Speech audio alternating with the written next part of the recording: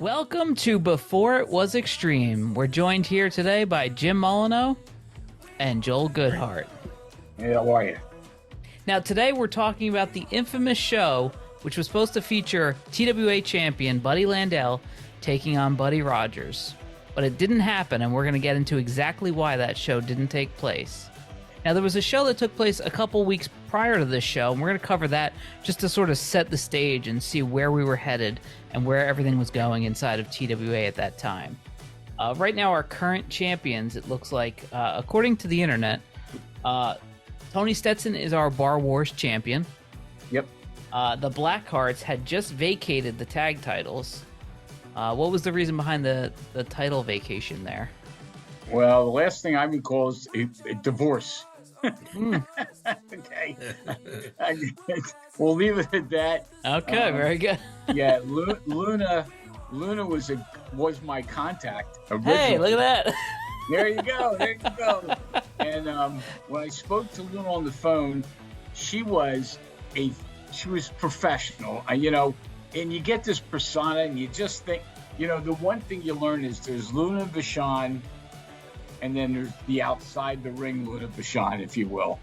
And the inside the ring was nothing like the outside the ring. And anyway, working with her and working with the Blackhearts, and in fact, not negotiating, but talking to her about bringing her up to TWA, because at the time they were wrestling a little bit in Florida, and they didn't see themselves as a national or any kind of national marketing, but they thought if the TWA was going to call on them, which I did, they would get the press coverage. And again, I think we talked about that the last show, that the one benefit that we had, especially being in the Philadelphia area, was a lot of the name talent marketed themselves by coming up to the TWA, and they got visibility, and they got very, very busy.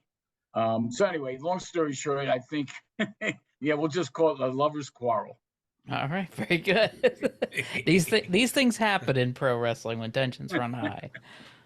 So about a month prior to this show, the show that was actually supposed to take place January 25th, 1992, there was a show. The last recorded show I have is December 7th, 1991, which took place in Philadelphia, Pennsylvania. It was called Terror at Tabor, or Tabor.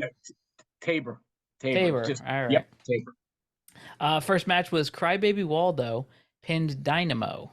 Now, who's Dynamo? I don't remember seeing that name. Needless to say, neither do I. If I recall, Dynamo was a guy from Delaware who kind of did like an Ultimate Warrior type of gimmick. He may have worn a singlet, but I seem to remember the rope, or the tassels off the arms, and he may have painted his face, but I remember he wore blue and yellow and pushed that he was from Delaware. So Crybaby Waldo, for anybody who's not familiar, he did a baby gimmick, the full diaper, the bonnet, and all that stuff. And I was actually just talking to somebody recently about this gimmick, because they were saying, it'd be great if somebody did a full baby gimmick. But he also did a couple other gimmicks. I think he did like a knockoff Big Van Vader character as well. That was post TWA. Yeah, and he passed away just a couple years ago. But when you guys brought TWA back along with Mike Tartaglia and everything, I think he was on a couple of those shows as well, was he not? It could have been. It's funny. You keep bringing this stuff up. I need to go on the internet and kind of look at these cards myself. I will say one thing about Crybaby Waldo. God bless him. He was a phenomenal guy in the back. And I remember he came to the wrestling school, Ringmasters Wrestling School, and they were trying to figure out what he should wear, what talent he would be. Van Vader never came across our mind.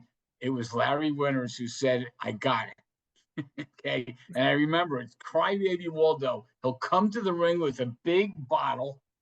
Okay, he can have milk. He can have milk in the bottle. Eventually, we can use the milk in the ring. We can use this in any way. Let him put a diaper on. And of course, the first thing he said was, "There's no way. There's no way." Well, sure enough, he came out as Crybaby Waldo, and then he wore the pink tights, And Crybaby Waldo was a big guy to begin with, so he really wore the gimmick well. And it was my understanding, I was told by Mike years later, because obviously I wasn't there for any of these shows, but that he was able to really get it over, and it started to get over, which seems like such an odd character to get over in a Philadelphia market. So is it fair to say that he did well with this character? Think about this one, and then Jim, you can. Here we are, 30 years after we did it, and we're talking about Crybaby Waldo. So if the question is, did he get over? 30 years later, we're talking about it. Well, I knew Walt before he did the Crybaby gimmick. He had a tag partner, and they were doing a monk gimmick, and they almost did like a twin Undertaker thing before that too. I think they were talking about doing something like that, and this was before the Undertaker. They were talking about doing something like that, so it was a big switch for him to do Crybaby Waldo, and like you said, it was over. And I think just he just had sympathy from the crowd. They got into the character, and they felt bad for him.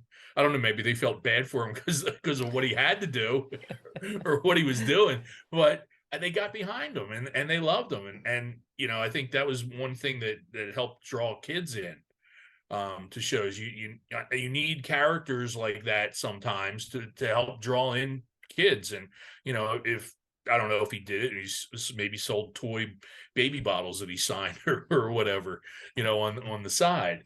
But yeah, that was a good character. It worked well for him for a long time. The next match was Rick Perez defeating Jimmy Jannetty via reverse decision. Now, for those who don't know, Jimmy Jannetty, I believe, was in the earliest version of ECW. Is that correct, Jim? Yes, he was in the very, very, very beginning. Maybe like the first couple of episodes, couple of tapings with Eddie. But he didn't last all that long, which is a shame. I think he was a talented guy. He got it. He understood the business, and he went on to do independence throughout I think he did a lot of stuff towards Maryland, and he ended up living in Virginia for a while, and he lives in Florida now. Yeah, he worked a lot with Boogie Woogie. And yeah, I think when Jimmy Valiant had his school, I think Jimmy worked at the school. Next up was Tony Stetson pinning Glenn Osborne, and I believe this is where Tony won the Bar Wars championship in this one. Well, no, it was not. Tony won the Bar Wars championship at a bar. We had a 2-night Bar Wars show. I believe it was a Tuesday and Wednesday night. I might be wrong on that, but it was 2 nights. We had, I believe it was 16 entrants. This was a total work. Okay. But what we did is we had the 16 names of the entrants in a bag, and we had the people sitting around the ring picking out the names. And the first one was going to wrestle the second one. The third one would wrestle the fourth one. And we had them, and that was a total, let's see what happens. And sure enough, we picked out, we had talent in there. We had Buddy Landell in there. We had Cactus Jack in there, if I remember correctly. Plus, we had all the TWA guys.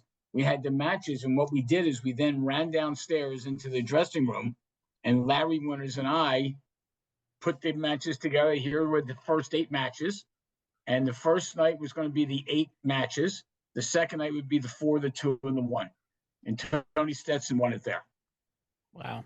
And what was the concept behind what was the concept behind the Bar Wars title? Was it like a hardcore title? Was it just no. The concept was these shows at the Bar Wars, we had to make them mean something. Okay. Because when we did the shows in Bar Wars, these shows, I'm telling you, and Jim, you might agree or disagree, some of the shows that we did in Bar Wars were the best shows we did. They were in a small location. Yeah. They had people around it. The fans were right there on top of it. And they heard every hit, every punch. And the guys knew you couldn't pull anything because everybody would see it. So the matches were legit. They were good. They were great ways to get some training in front of a small crowd to be able to do some of the matches in a large crowd. And so what we decided was this was the 3rd or 4th show in. We decided to create a 2-night tournament, Bar Wars Championship. and the champion, it would be like the international heavyweight champion at WWF. It was a subtitle, but it gave you meaning to the Bar Wars. And when you said the Bar Wars, so this was a show that were these sold shows, or these were events that you guys were putting on, and that was basically your venue that you were renting out, or No, was no. it? So what it was the Philadelphia Original Sports Bar. And I know that ECW ran shows there. In fact, Todd talks about those shows as if he created them. But Bar Wars, no, we did it. We got paid. It was a sold show. The bar itself got all the money for the drinks. I mean, we didn't make any money on any of that, the drinks or whatever, but we just put on the show and we sold it to them. And it was priced right for a bar to draw some people. It was at 8th and Market Street in Philadelphia. And it worked. Every subway connection and bus connection was right there too, right in Center City. Because I used to take the speed line from New Jersey to the shows, let me out right underneath the building and just walk up the steps to the street, and I was in the building. It was an amazing bit. It was probably the best building for getting anyone to any of the shows that TWA ran.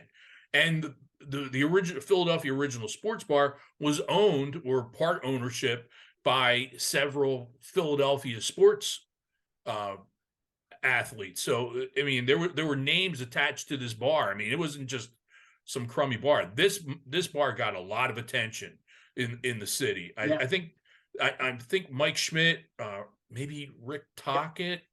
I know there was one of the Flyers. But I mean, there were big names involved with this bar. So, and it got a lot of attention from the local sports radio. So, I mean, it was a huge place. Everybody knew about it. It wasn't physically huge, but it was. I mean, everybody knew about the place. And the one thing you might forget, you might not even remember this one. We were originally trying to establish the Philadelphia Wrestling Hall of Fame. And we were going to use the Philadelphia Original Sports Bar as a place. They were going to give us a wall that we could put up the plaques.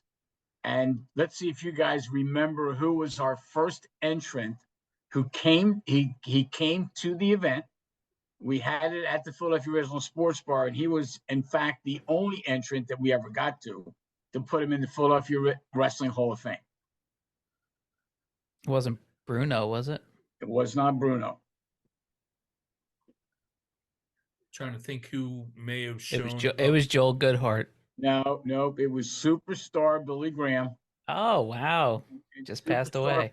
He flew in from Arizona just to get the award. We gave him a plaque. It was the only time I got to meet him and have some conversation with him. But and then, believe it or not, at the Philadelphia Original Sports Bar, the people that were there, not only was he there, but then we showed the match where he won the title against Bruno in Baltimore. Okay. And it was great to just watch the crowd explode when Superstar wins it, when he puts the feet on the ropes and pins Bruno Sammartino in Baltimore. But he was the only entrant that we ever got into the Philadelphia Original Sports Bar. Am I mistaken, or do I remember someone coming from All Japan or New Japan to work a match? Oh yeah, well we had an arrangement with New Japan. But it wasn't Fujinami, was it? No, and that name's going to escape me because he just passed away. But we actually had him against Owen Hart. The first match that we had with New Japan. No, that's not what I'm thinking of. This was at the sports bar. At the sports bar? Yeah. And I think whoever it was may have wrestled Johnny Rods. Not for me. All right, so then that was ECW. Yeah, had to be ECW. Johnny Rods never wrestled for me. Okay, because I know Johnny, when he came in, brought Skull Von Crush. Okay. But a Japanese wrestler did appear, and I forget who it was. Yeah, so I thought maybe it was TWA. Yeah, had to be ECW. And this is going to keep happening between the three of us because the lines will blur so much between, especially the start of ECW. Because if you've gone back and you've watched any of these old TWA shows, really those early Eastern Championship Wrestling and early ECW shows resemble so closely those TWA shows. It was largely the same roster. with a couple different editions and stuff like that. But everything blended together so well, and now that we're, what is this, 30-40 years removed, it's just going to keep happening. Oh yeah. No, I'll tell you, ECW. Look, nobody can deny ECW took what I started to another level. Okay, no question about it. I think we came up with the right mix. Unfortunately, I ran out of money. Todd never ran out of money. Well, until the end, he didn't run out of money. And for me, we created something, and it was a blend. And the historical part of this, didn't realize it at the time what we were doing, but I was trying to take the best of Memphis, the best of world class, the best of Pacific Northwest, the best of Florida, and bring them up to the north, which is what we did. Okay, and people remember these shows.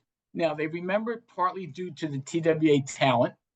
Okay, and we were able to get our talent to rise to a level comparable to what some of these guys did. But when you wanted to see Austin Idol, when you wanted to see a Jerry Lawler, when you wanted to see a Terry Funk, when you wanted to see a Kevin Sullivan, okay, that was the place to see it. Now, again, when ECW took over, when I went under and they took over, Kevin Sullivan was still there. Austin, I mean, they were there. Terry Funk, God bless him, was there. So no, all the ECW did was take TWA and take it to the next level. And so our next match, speaking of ECW, Mr. Sandman pinned JT Smith, two guys who would go on to be fixtures in the early ECW. Next up was that match was phenomenal. We used to have that match at Ringmasters Wrestling School. We let the two of them just wrestle. It was unbelievable. And and JT and Sandman, we put them on some of the shows at the Civic Center, and they were top flight matches.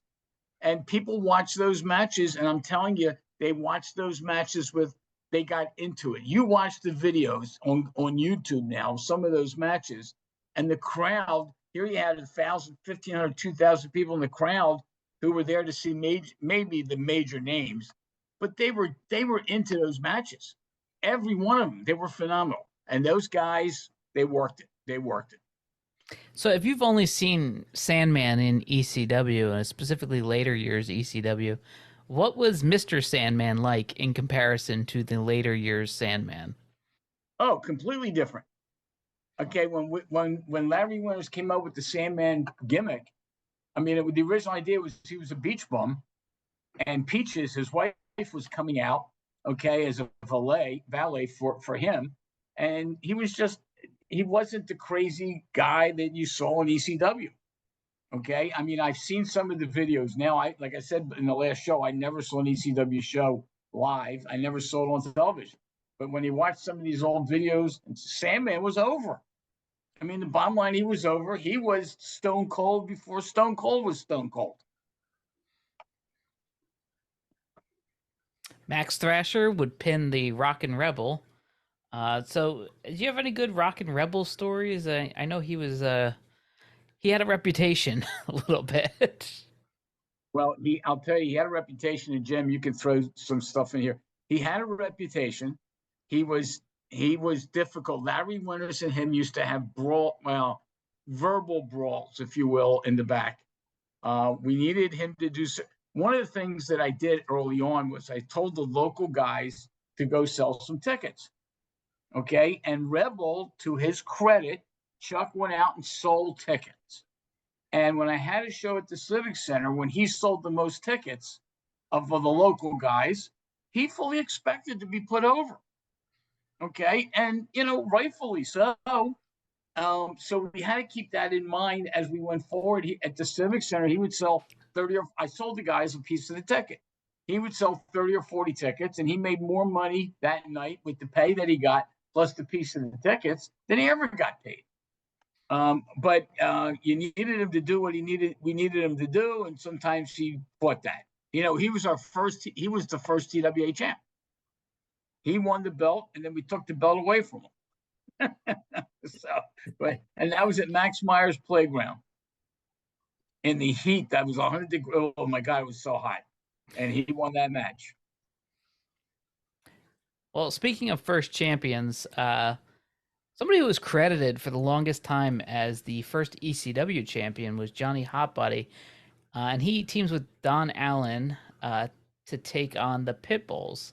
Now, Jim, I don't know if you'll know the answer to this, but for a number of years, I remember seeing Johnny Hotbody's name as the first ever ECW champion. But in the last couple of years, I've seen Snuka's name come up as the first champion. So can you kind of set the record straight here? No. I don't remember. It could have been Hot Body before I shouldn't say before ECW started getting a bit of a spotlight on him, where maybe they needed I don't mean to put Johnny down. He was a great wrestler, but need to have a more of a name attached to the title to get some attention, to bring people in, not just fans, but the guys say, "Oh, Snook is working there, Morocco is working there, Tito Santana was there. Tito Santana was the champion for a while." And see names like that, and they go, "Oh, okay, it's a good promotion to work for." So I think that maybe could have happened somewhere along the line. When we get John on here, he might know better than I do. And next up, in the main event, Paul Orndorff beat the TWA champion Buddy Landel via DQ. Was the idea there to do a rematch at some point with Paul Orndorff and Buddy Landel, or was that just to kind of keep everybody happy? We needed a main event at the top. Tabor was a civic center kind of building, and look, we recognized at the time that Larry Winters and DC Drake didn't sell tickets, not to that group.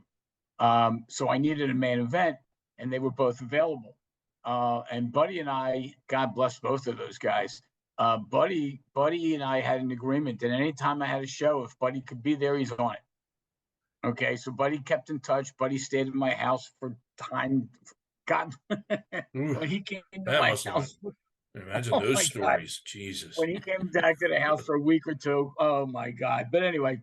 Did he drive up in his Mercedes? No. Because I got a Mercedes. It's in repo, but it's mine. that was Buddy Landel. But it was interesting when we had Paul Orndorff. We used Paul Orndorff a couple times. In fact, at Temple, the video on YouTube shows him at Temple. He was the WWF name at the time that you could put on a card working independent that sold tickets. So keep in mind, in Tabor, which is in Northeast Philadelphia, Buddy Landel, nobody knew who the hell Buddy Landel was, except the hardcores that were coming to the matches. We had a following of some hardcores that came to every match we did, but they knew who Paul Orndorff was. And Paul Orndorff comes out, and the crowd pops, and the music he comes out to whole guns music, and it just works. So that was that was a main event that we put together just to have. We had two guys that were available. Now we're heading into that was the last show I have on record. There may have been other ones that have just been lost to time, but that was the last show I have prior to this January 25th scheduled show in 1992, which was scheduled to take place in Philly. Was this going to be at the convention center in Philly? Yeah, this was at Pennsylvania Hall, which is, there was two units. There was the convention center, which seated 8,000, 9,000 people. And then there was Pennsylvania Hall, which is where we played or where we wrestled. And that would hold, if we ever sold it, I'd be about 4,000. Okay, so 4,000 was the number you were aiming for. Do you recall how much you needed to sell in order to break even? Oh, yeah. I needed 2,500 to break even on those shows. Okay. And to be honest, one of the problems that we had, hindsight, we had no merchandise. We didn't share in any of the food. So it was just based on ticket sales. Okay. And, and our ticket prices were reasonable. Okay. We charged $25 for a front row seat. And today you can't get $25 for a front row seat. So this was 30 some odd years ago. Okay. And we had people, we actually had a ticket plan where they could buy the same seat for the 4 shows that we had at the Civic Center. So they gave us $100. Okay. And I had that money in advance. Well, okay. But a lot of that money got spent to keep the shows going.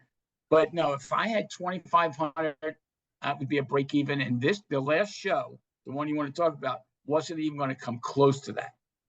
I was going to get Yeah. That was one of the questions I had was how many tickets needed to be sold, Yep. and how many tickets did you realistically expect to sell Oh, I thought we were going to wind up at about 1,000. altogether? I was glad it didn't go over. It just didn't work. Okay, the matches. If I couldn't get past for the final show, I couldn't get past the hardcores. Okay, the blood and guts like the tag match that we talked about last time, the Buddy Rogers match versus Buddy Landell, you would think would have sold the building out. Okay, it just wasn't. It just wasn't happening to the point where unless I had a bazillion people walk up the night of the show. Okay, so my toward the end, I had to make a decision. Either I have to cancel the show and quite frankly get killed, or have the show and get killed even more. So at the time, did you own a ring or you guys were renting a ring? No, I rented. I usually use Ted Petty's ring. I rented it. Okay. So you were renting a ring, you had the building cost, and then I would imagine the biggest cost for this was the talent cost for this No, specific show? no, Was the biggest building? cost was transportation. Okay. Okay, Were you flying Buddy Landell or Buddy Rogers in for the no, well, show? Buddy, I believe was in Florida, but when you flew somebody in from Florida, it was inexpensive. Okay, but I was having people flying from Alabama. I was having people flying from Atlanta. I was having people coming in from Germany and Japan. I mean, I'm talking some significant transportation. I'll bet you one half of the cost of doing a show is my transportation. Wow. Do Okay, you recall? sometimes it costs me more to fly a guy in than what I paid him. Wow. Do you recall what the building cost back then? If I remember, I could check this because I actually have some of the contracts. I believe it was $3,500. Okay, plus they got, I think it's 3% or 4% of every ticket. Okay, I had the licenses, I had the insurance, all the stuff that goes along with having the building. I'll go one better. I used to have to get 10 to 12 hotel rooms. Wow. Okay, because if you look at some of the talent I was getting, unless you put two guys in a room, and you got. But if there were guys, I'm telling you, I had 10 to 12 hotel rooms. That used to cost me $1,500. So, wow. Yeah. I'm trying to do the math in my head here. Here's So, what happened. Picture this one. When I had Terry Funk against Jerry Lawler. No, I'm going to go one better. When I had Jerry Lawler against Curry Von Erich at the Temple University. Okay. Jerry and Curry both wrestled the night before in Dallas, Texas at the Sportatorium. right. Okay. So they had to get to the airport early in the morning because keep in mind the time difference. The show at Temple University was a 1:00 show. So they needed to fly in the morning going against the time clock. They had to leave Dallas at 6 in the morning, which was like 9 in Philly, land in Philadelphia at 12:30. I used to have people picking Curry and Jerry up. Okay, I can tell you a great story about Curry Von Erich. But then they'd get to Temple University during the first half of the show because they were going to be on the second half of the show. You don't even want to know what it cost me to fly Jerry and Curry, okay, on a morning flight out of Dallas to Philadelphia. Then when they got here, Jerry left after the show to go back to Memphis. Curry, I'm not even sure what he did. I know we took him back to the airport. I have no clue what happened. The cost to fly Jerry and Curry up from Dallas, Texas, cost me more than Jerry and Curry. Wow. Now, I was at that show as a fan, and for some reason it was running late. I don't know if it had to do with them It had getting to do with into town. a lot of the town. Yep. Okay. And I was in the hallway that the locker room was in, and I was on the phone with my wife saying, well, there's still another match and I'm going to be late. And I took pictures at the time. I wasn't ringside, but I was in my seat taking pictures. Your wife must hate me. Oh, get in line. But Kerry came walking down the aisle or walking down the hallway for his match. And I just snapped off a couple of pictures, and they're actually really good pictures. While I'm on the phone, I'm snapping a picture, and he's just walking by. He had a gold robe on Do you for still that. have those pictures? I'm sure I have one. I'd have to find it. Oh yeah, if you find it, let me know. I want to I've post got those pictures online. stashed away from a couple of the TWA shows, a couple of Carluzzo shows, and some of the NWA shows that happened at the Civic Center. Yeah, if you have those, bring those to our next show. I want to scan those. All right. Hey, Ryan, I got to give you a side story. Yeah, Okay. yeah, absolutely. All right. This is probably, I might be the only one that knows this. Okay. But Curry Von Erich, when he came into Philly with the plain old Jerry, okay, I had them drive back to Temple in 2 different cars. I tried to keep kayfabe. Okay. My ex brother-in-law was the driver for Curry Von Erich. Now, keep in mind, back then, cell phones were not prevalent. Okay. Jim Mono had them, but they weren't around as much as they are now. Okay. Anyway, Curry lands in Philadelphia, and Curry gets in the car with my ex-brother-in-law, Scott, and says to Scott, I want to get a Pat steak.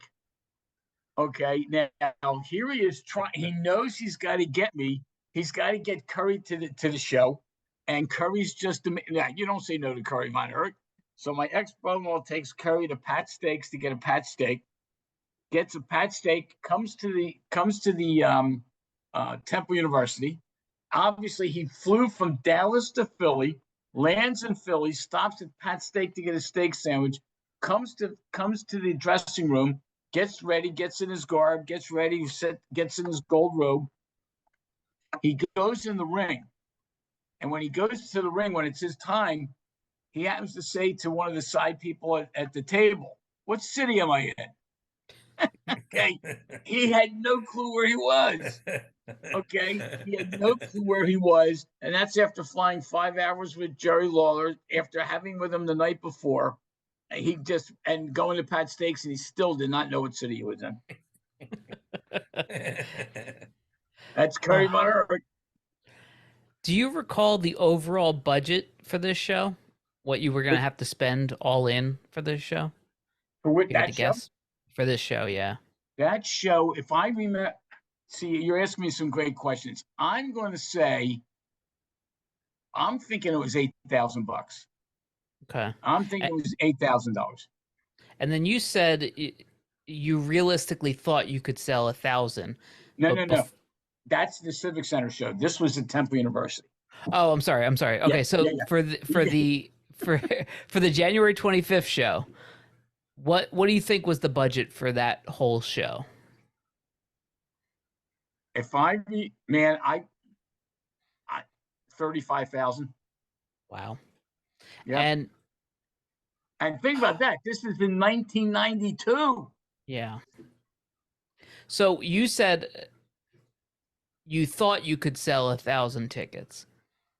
Oh, no. I thought I was going to wind up at 1,000. I needed 3,000 on this show. Right. Yeah. So you thought you could do 1,000, but right before you canceled it, how many tickets sales were you actually at? Do you know? 400. 400. Wow. So yeah, you hadn't even made half. Oh yeah. I wasn't even going to come close. So you hadn't even made half of your worst expectations. No. And again, there was a lot of conversation, and we're going to have a lot of walk up. You can't. What I'm supposed to do? You can't run a show on a walk up. In fact, I'll go one better. If you really want to get down to numbers, and this was all my fault. It had to be my fault. I had on Wrestling Radio, I had 22,000 listeners. There's something called the Q rating, and the Q rating that back then showed that we were the number 2 rated show on Saturday mornings behind it's number 3. I'm sorry, KYW and WMMR, and we had 22,000 listeners per quarter hour, and I couldn't get 3,500 people to buy tickets to my show. That was going to put me on the map. Okay, so obviously I promoted it wrong. I did something. It had to be me. It wasn't the wrestlers. The talent that we were having was phenomenal. Okay, and look, I think back now, it was my failure. I couldn't blame anybody but myself. Okay. So let's talk about some of the matches that were scheduled. I have 4 matches that were announced or that have survived through the course of these last, couple decades. And I know I'm going to butcher this name. Shiro Kojinaka versus Chris Benoit. So how did you come across Chris Benoit? How did that work out? If I remembered half of this stuff, it'd be great. Okay. I'm trying to remember. Obviously, I didn't call Chris. There was somebody had given me Chris's phone number.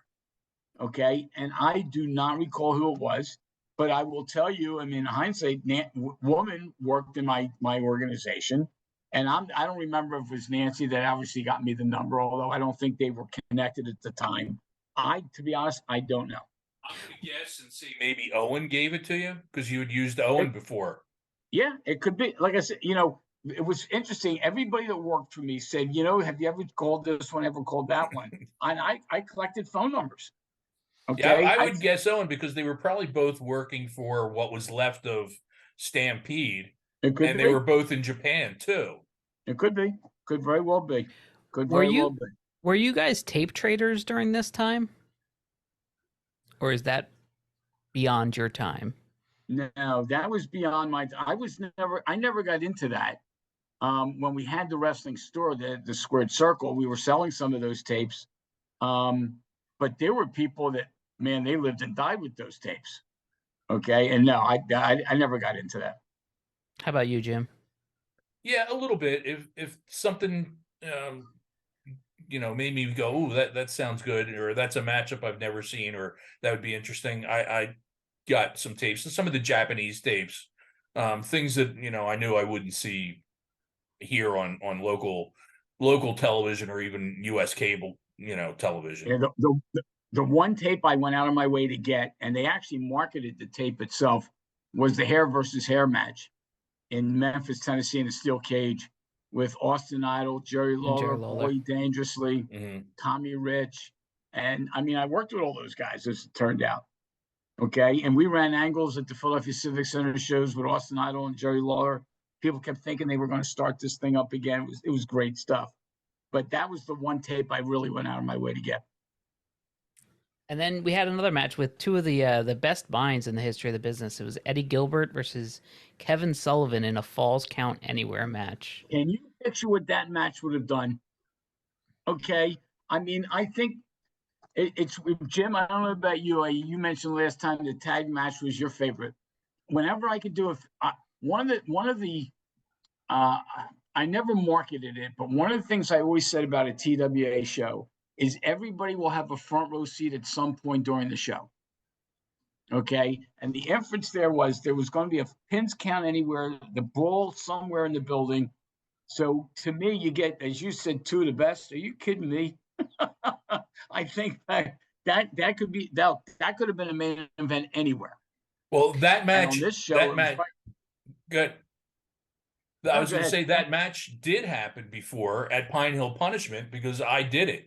And they did go all over the building without it being a Falls Count Anywhere match. Yeah, and it was in a high school gym. In a high school gym, yeah. Okay, and they were going to take this one. Oh my God, this would have been this.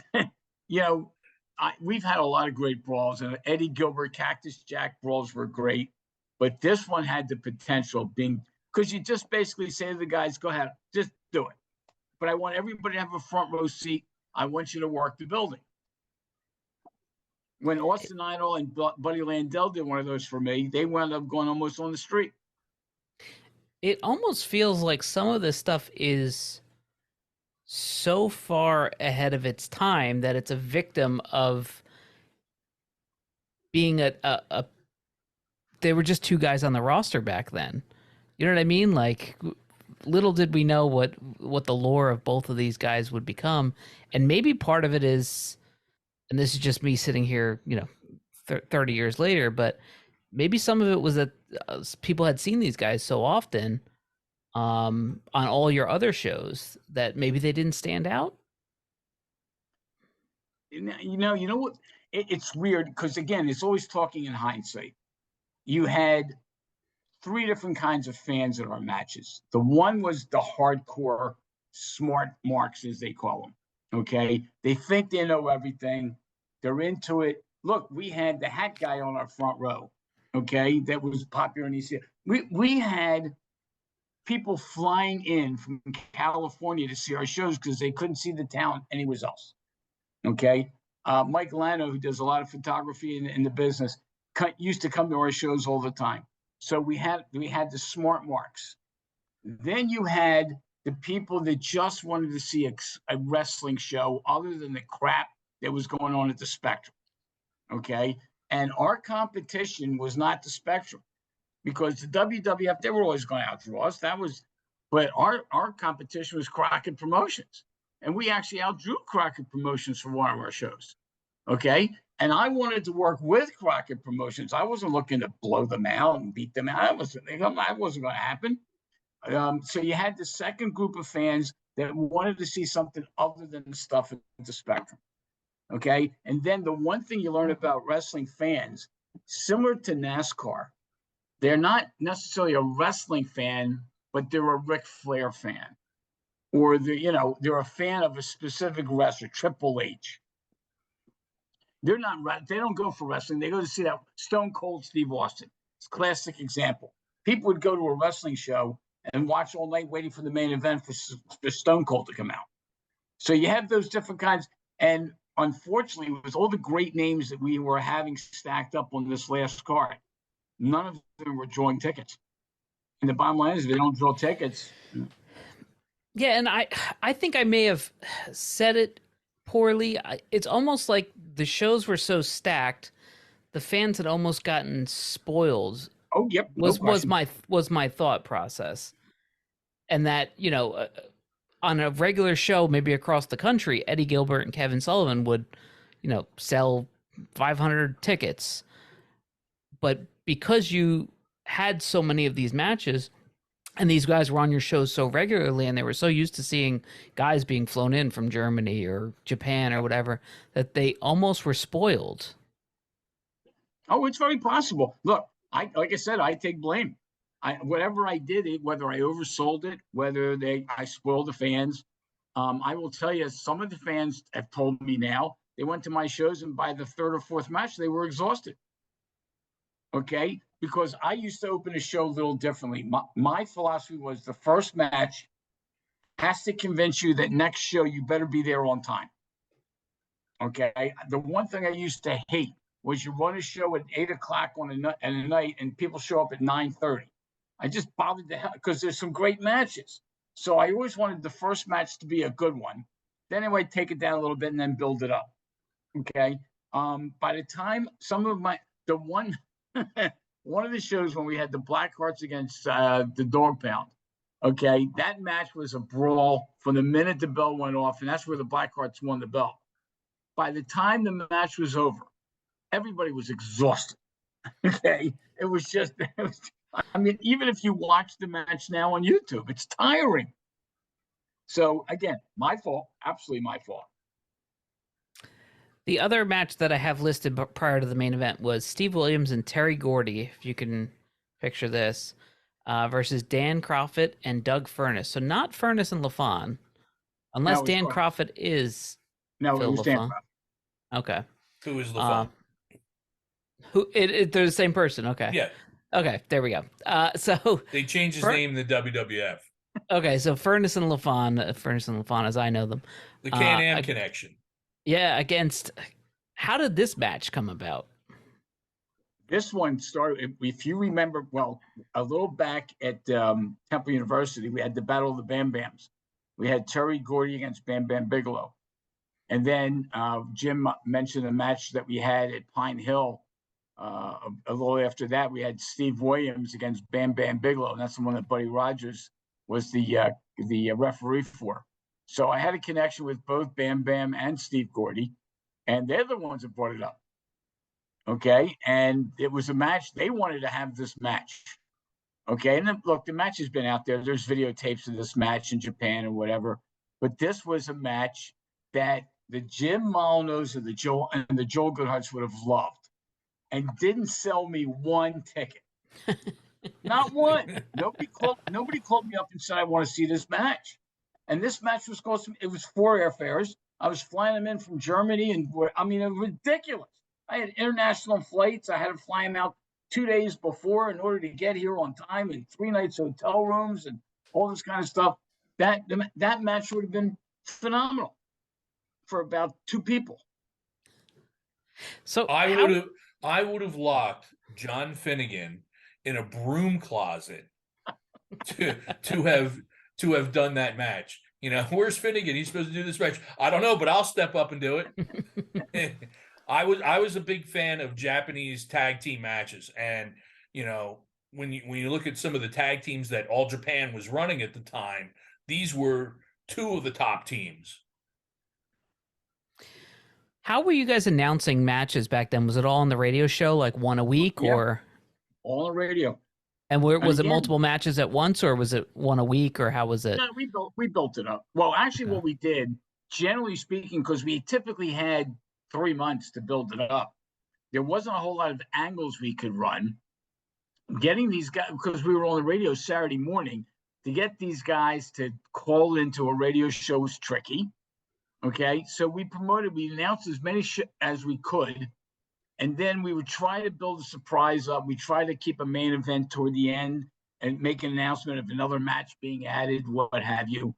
I had, I think I had mentioned last time, there was a potential, it was never going to happen, but my fingers were so crossed, for the match that we had with Buddy Landel and Buddy Rogers. Okay, I was going to have a surprise appearance. And I had this all figured out. And if I had 3,500 people in the building, I could afford to do it. And again, even if the guy said yes, I don't know that it would have happened. But this was the Battle of the Nature Boys. Okay. And who do you think would be the guest appearance to come in during the match? Ric Flair. Yeah. Yep. And I was trying desperately to get it done. And it wasn't even the money, because quite frankly, I would have paid whatever it took. But if you only have 1,000 people there and you have a surprise, what good is it? Right. Okay, because right. you can't announce he's going to be there. So yeah, I mean that would, because what was going to happen, Buddy Rogers was going to win the title, and Nature Boy, Buddy Landel actually came up with the match and putting Buddy Rogers over, and that would have allowed Buddy Rogers to be a champion in 5 different decades.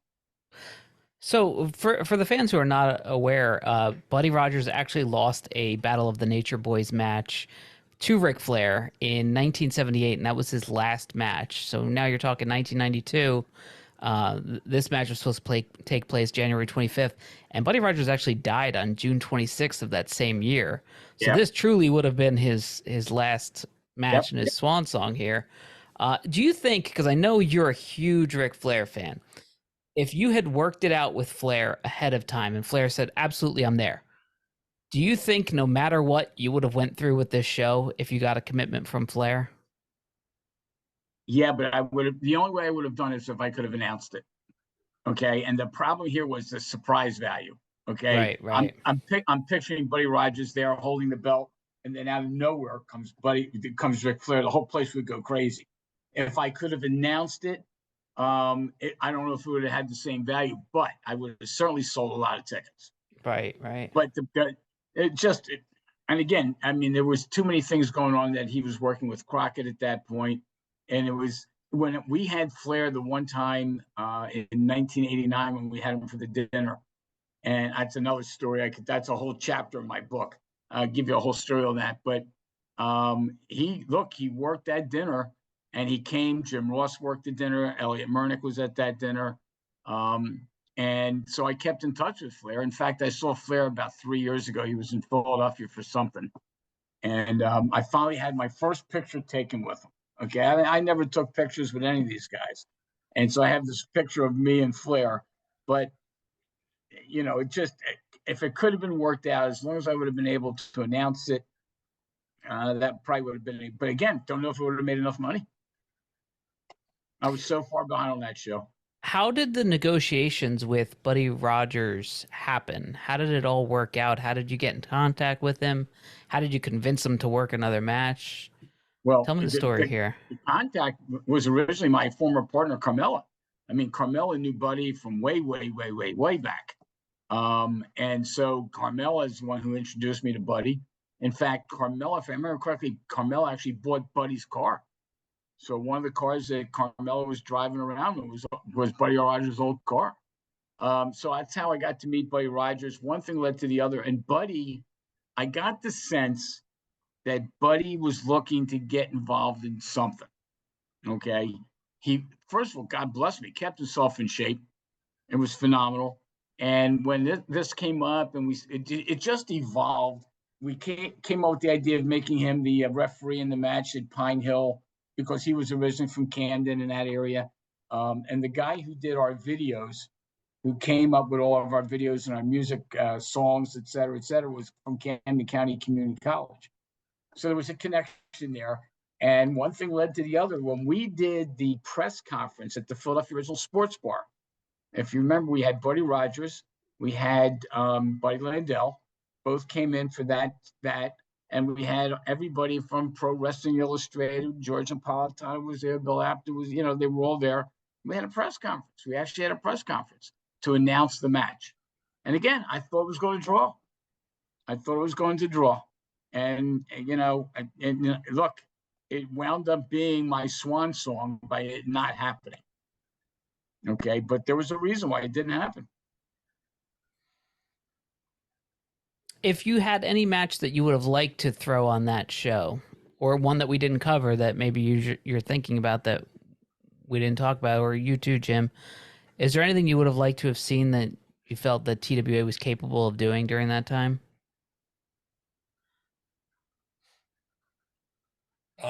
I can just throw a name out there because I thought he was a hell of a wrestler, and I don't know what his costs were, and I think he would have come in from Florida and always gave a good match. Was Al Perez.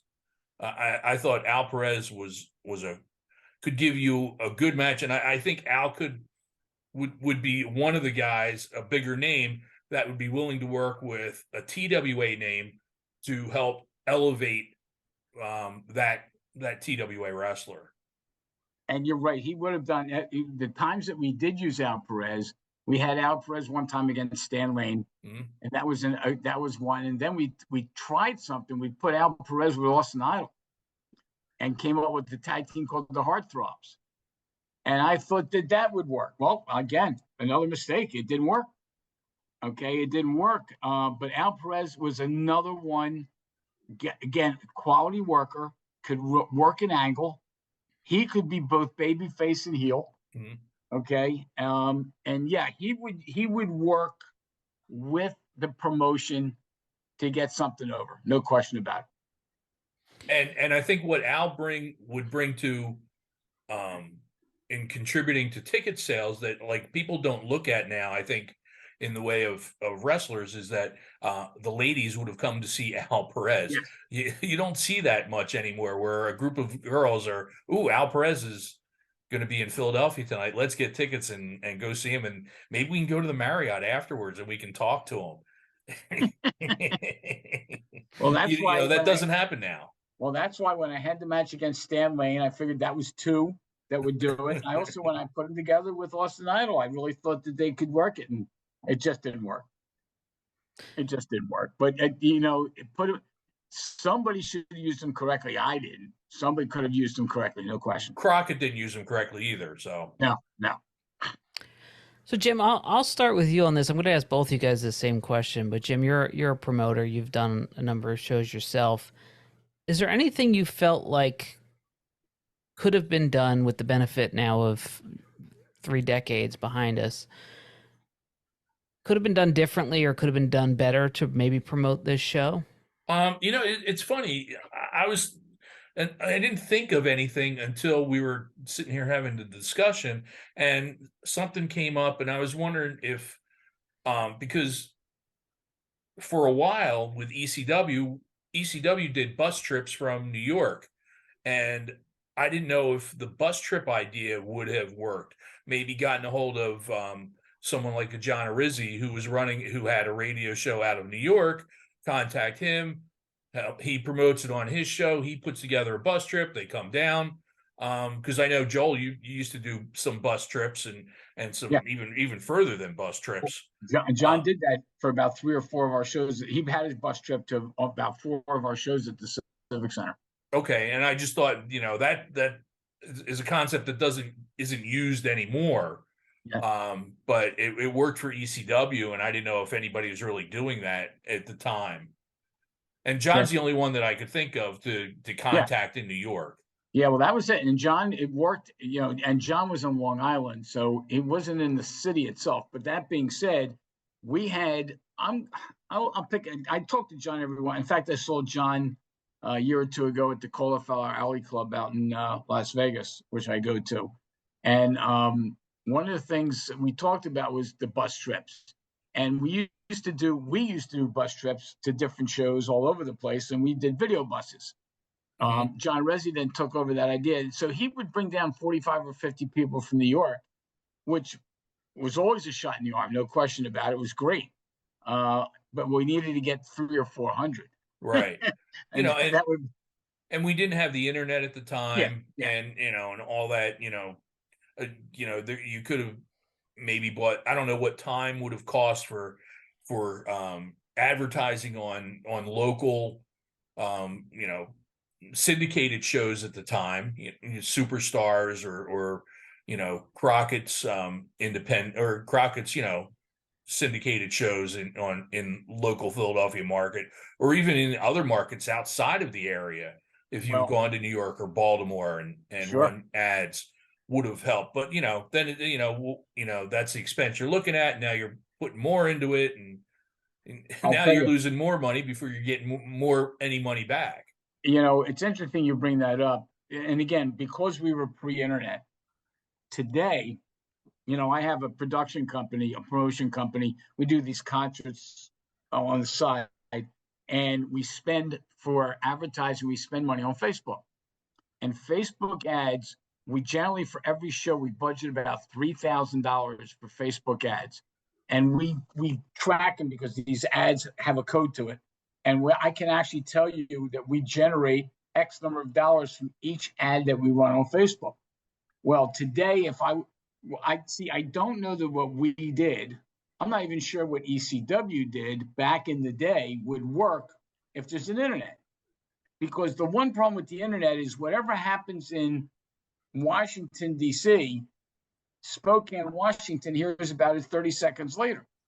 There's no more territories. There was no way to do anything. So, yes, you could definitely promote on the internet. Doing a supercard today would be great on the internet because you can advertise it in, as you said, various markets and reasonably priced. I mean, it's not that expensive. And if you have a budget of $3,000 or $4,000 for promotion on a big card, you might be able to generate it. So I missed it by 30 years. So just in closing, if you had to go back 30 years, you would invent Facebook and we would all be rich right now. So if I go back 30 years ago, I would never have gotten involved in this at all. Okay. So when the show, when did you ultimately make the decision that, hey, this is not working, I got to pull the plug? What was your final straw? I realized if I was going to pull the plug, it had to be on the radio show that Saturday morning. And so if I remember correctly, I believe it was that Thursday, literally 2 days before, where I just decided I got to pull the plug on this thing. So I decided that I was going to go on the radio Saturday morning. My first thing was that the show was canceled. Then for the last hour of the show, people would call in and all, sorry to hear that you're leaving, and all the goodbyes, if you will. And then I ended the show by saying, we wrestled, we brawled, we tried it all. And I went off the air. And that Thursday and Friday, I cut off my phone so that nobody could reach me afterwards. And that, in effect, is how ECW got created. Because Larry Winters and Bob Ortiz and Todd Gordon kind of were there to pick up the pieces. And God bless them, they were able to do it. Okay. And they were able to put the Eastern Championship Wrestling together. But it was that literally that Thursday. Why cut the phone and everything? Were you embarrassed, or you just didn't want to? Oh my God, embarrassed. Keep in mind, here's the greatest I'm being obviously partial here, the greatest independent promotion in the country. I had a radio show that had 22,000 listeners. I used to sell up to 3,000 tickets for a show. All the boys in the world knew where I was, and they knew my checks cleared. That's a whole nother story. I had to disappear. And think about this one. I went off the air January 18th of 1992. Okay, that was my final show. January 18th of 1992. The show was supposed to happen the following week. I did not do any wrestling of any kind until 2008 or 2009 when Mike Tartaglia called me. So literally for 17 years, I didn't watch television, didn't look at it, didn't even want to know about it, disappeared. Do you regret any of that? Oh, I agree. Yes, 100%. I regret that there's a lot of things I regret. One is how I handled the end. I'm sorry how I handled the middle, and I'm sorry how I handled the beginning. Okay. And in hindsight, I should have done things differently. No question about it. Okay. But did the radio show have to go away, or was that a byproduct of you canceling the show that you felt that the radio show was something I purchased. I purchased the time and then sold commercial time. Okay. And so I was buying the time from WIP. I was on a major radio station.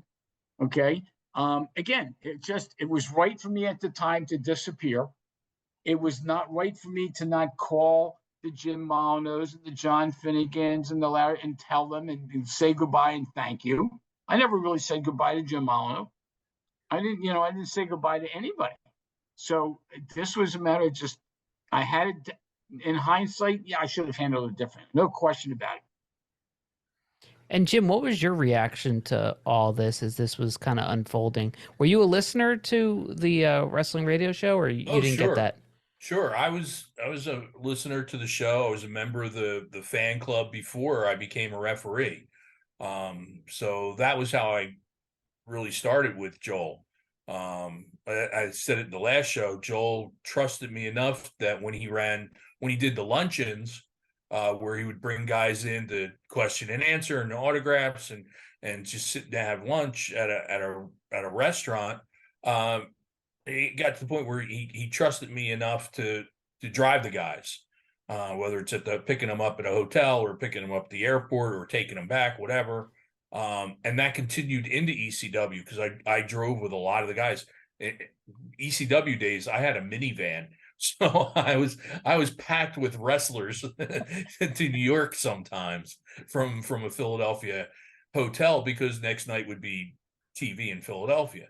But yeah, that was how I started. But I was really shocked. I thought this show was, I didn't know anything about ticket sales or how they were going, and I was blown away that it was canceled because I thought, wow, this show is really going to put the company on the map worldwide, especially like I said with that tag team match, and with Benoit too, because he was a name in Japan at the time, the Pegasus Kid, and into Canada too, because like I said, I think he was still working for what was left of Stampede Wrestling. And now, did you call or let somebody else call Buddy Rogers and let him know? I'm assuming he wasn't listening to the radio show. That's why.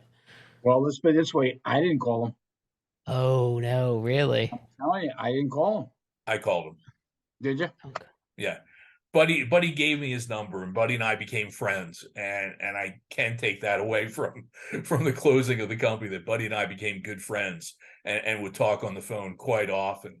But yeah, I called him and I said, hey, Joel was just on the radio this morning and canceled the show, and I don't know why, and I'll find out what I can for you. And he was like, oh, what he was ashamed. He was really looking forward to doing that. He was really happy to be back in a spotlight.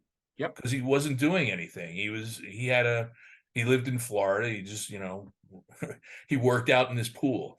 That was about all he did. He wasn't involved with anything because when he lived up here, he had all kinds of businesses. He had a liquor store. He had a restaurant, a bar and restaurant. He owned a a mobile home park.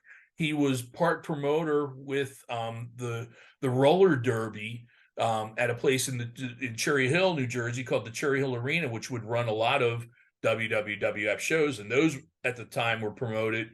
The local promoter was Gorilla Monsoon. It was probably Buddy before Gorilla, but Buddy was very active in the area with several businesses, and I don't think he was doing anything at all down there. And I think he was looking for something to do, something to keep him busy. That actually wound up being the same thing with Bulldog Brower. Bulldog Brower lived in Delaware, and he was just itching to get involved, and he wanted his kid to get involved.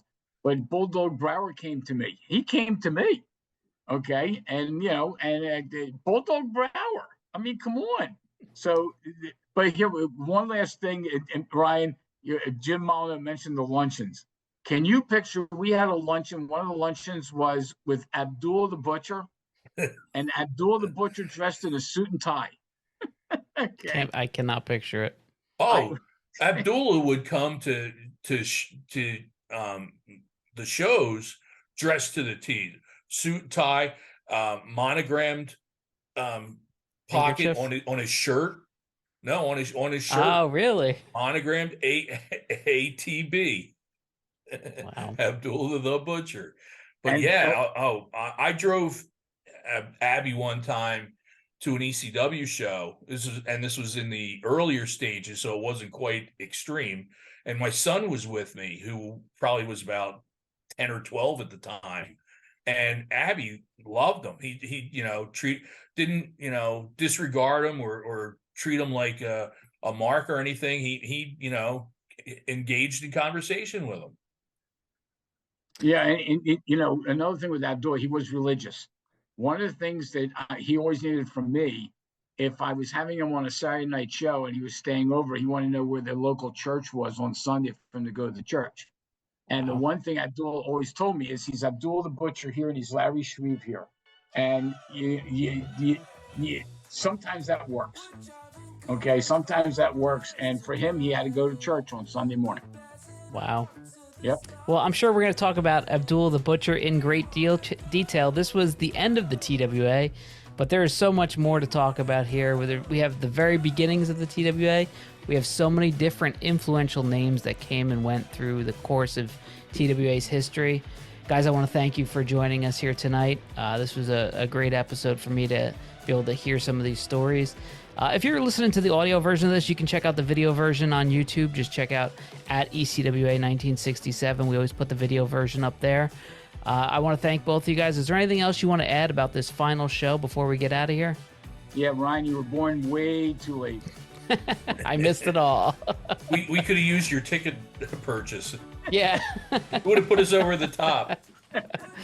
Well, that's it for this episode. Thank you guys for joining us on Before It Was Extreme, the TWA Legacy.